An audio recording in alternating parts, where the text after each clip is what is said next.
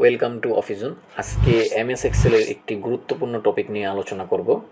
তো টপিকটি হলো, দেখেন আমার এমএস এক্সেলে কিছু ডাটা আছে।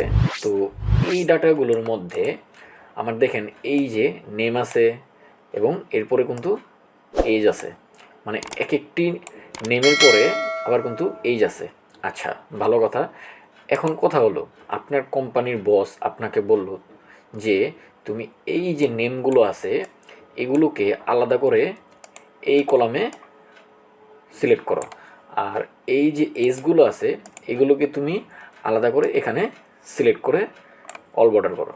তখন আপনি কিভাবে করবেন?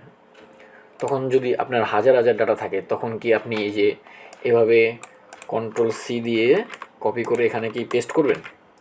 না, এভাবে যদি আপনি পেস্ট করেন আপনার কিন্তু 2-3 ঘন্টাও লেগে যেতে পারে, তাই না?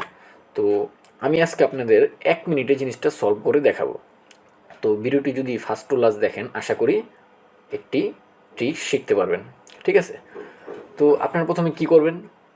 আপনারা প্রথমে দেখেন এই যে আমার নামটা যে আছে এটা কোন কলামে আছে? আমার কিন্তু এটা বি কলামে আছে, দেখছেন উপরে কিন্তু বি আছে, এবং এটা কত নম্বর আছে? 2 নম্বর। তার মানে আমি কি দেবো এখানে? B2। আচ্ছা, B2 দেওয়ার পর এখন এসটা আমার কোন কলামে আছে? এটা কিন্তু আমার এসটা বি কলামে আছে।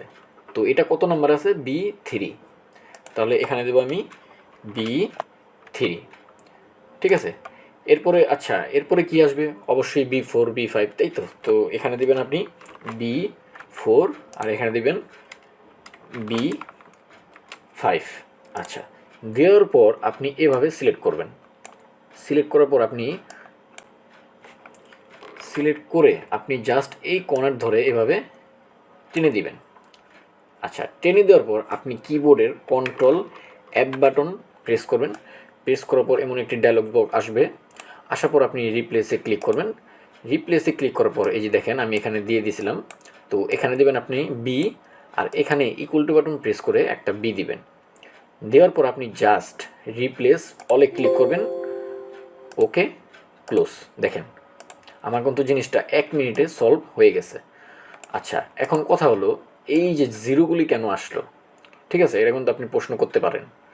তো জিরোগুলি কেন আসলো? কারণ হলো আমার এখানে যতগুলো নাম আছে এবং যতগুলো এজ আছে ততটুকু কিন্তু এখানে চলে আসছে, আর এই জিরোগুলো আসছে কারণ হলো মানে এগুলো কিছুই নেই, ঠিক আছে? মানে আমার 11টা নাম আছে এবং 11টা এজ আছে, তার জন্য আমার এই লাস্টেরগুলো আমি যেহেতু ফিল হ্যান্ডেল করছিলাম তার জন্য এখানে জিরো আসছে।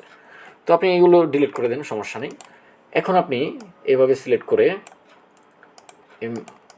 মধ্যে আনার পর আপনি অল বর্ডার করেন এবং একটু বড় করে দেন। দেখেন আমার খুব সহজেই কিন্তু জিনিসটা 1 মিনিটে সলভ হয়ে গেছে। তো আপনার যদি হাজার হাজার ডাটা থাকে আপনি কিন্তু খুব সহজেই জিনিসগুলো এভাবে সলভ করতে পারেন, ঠিক আছে? তো ভিডিওটি যদি ভালো লেগে থাকে অবশ্যই সাবস্ক্রাইব এবং লাইক দিয়ে পাশে থাকবেন। ভিডিও আজ এ পর্যন্তই। সবাই ভালো থাকবেন। আল্লাহ হাফেজ।